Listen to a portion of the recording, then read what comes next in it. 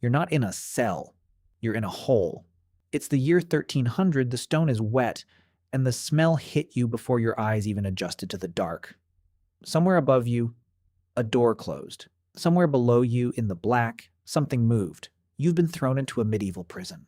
And here's the first thing you need to understand, the thing that changes everything about whether you live or die. You are not here to be punished. You are here to wait. Because prison, the way you think about it, the sentence, the years, the cell with your name on it, that idea barely existed yet. For most of the medieval world, locking someone up as the punishment itself was strange, expensive, and pointless. Why feed a man for 10 years when you could simply deal with him now? So the medieval prison wasn't the end of the story. It was the waiting room. You're waiting for your trial. You're waiting for someone to pay your fine. You're waiting for a lord to decide your fate, or for the executioner to have a free afternoon. The cell isn't the sentence. The cell is the pause before the sentence. And that pause could kill you faster than any judge. Let's talk about where you actually are. Because prison conjures something built for the job, and that's not what you got. You might be in the bottom of a castle tower in a chamber called an oubliette, from the French word meaning to forget. That's the whole design philosophy right there. A place to put a person you intend to forget. A shaft in the floor. They lower you in. They pull the ladder up. Or you're in a repurposed gatehouse, or a pit beneath a courthouse, or a room in the local lord's basement that used to store something else. Medieval justice didn't build many prisons because it didn't need many. It needed somewhere to hold you for a few days or weeks until the real business got done. And this is where survival stops being about strength and starts being about something much more familiar. Money. Here's the part that sounds insane to modern ears. In a medieval prison, you often had to pay. You paid the jailer for your food. You paid for your bedding. You paid, in some places, for the removal of your own chains. Lighter irons cost extra. The jailer wasn't a salaried officer of the state. He was running a business, and you were the customer, whether you liked it or not. So picture two men thrown into the same pit on the same day. One has family outside with coin. Food arrives, straw arrives, the heavy irons come off. He survives the wait. The other has nothing. No one is paying. So no one is feeding him, because feeding him costs the jailer money he'll never get back. And in the medieval prison, the man nobody pays for is the man who quietly starves in the corner while the paying prisoners eat. Justice wasn't blind. Justice had a price list. And even if you could pay, the pit itself was trying to kill you. There was no plumbing. Waste sat where it fell. In the crowded city lockups, prisoners were packed together in the dark, and the diseases loved it. Typhus spread so reliably through jails that it earned a name: jail fever. It killed prisoners before their trial. Sometimes it killed the judges and jurors too when the sick were finally hauled up into the courtroom carrying it with them. You could be found innocent and die anyway from the wait to be found innocent. Now, here's a question you should be asking. If prison wasn't the punishment, then what was? Brace yourself.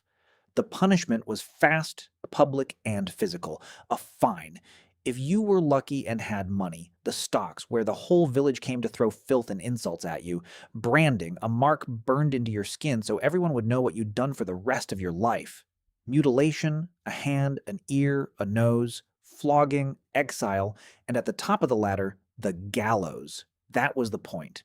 Medieval justice wanted a result you could see. It wanted the crowd to watch. A man locked quietly in a room teaches the village nothing. A man in the stocks teaches everyone. So the prison wasn't where justice happened. It was just the green room before the show.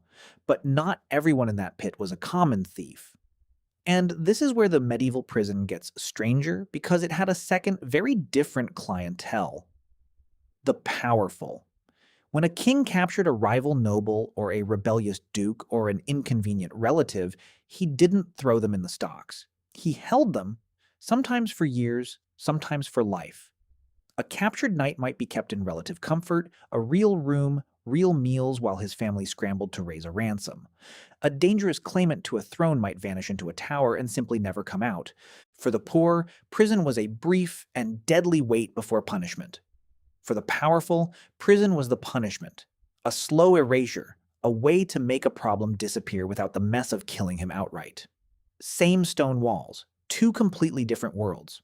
Your fate inside them decided almost entirely by who you were before the door closed. So, could you survive prison in medieval times? The honest answer is that it depends on a question that has nothing to do with courage. It depends on whether someone on the outside was willing to pay for you. If you had coin or family or a name worth ransoming, your odds were real. If you had nothing, the pit did the work the executioner might never get around to. And here's the thread I can't stop pulling on. We tell ourselves that prison as punishment is old, ancient, that it's just how humans have always dealt with the people who break the rules. But it isn't. For most of human history, locking a person in a room for years as the penalty itself was the rare exception, not the rule. The idea that you pay for a crime with time, with days and months and years measured out behind a wall, that's shockingly recent. It really only becomes the default a few centuries ago. Which means the thing you probably imagine when you hear the word prison, the sentence, the cell, the clock slowly running out, is not some deep, permanent feature of being human. It's an invention, a choice. One way among many that a society decided to answer the question of what to do with the people it's afraid of.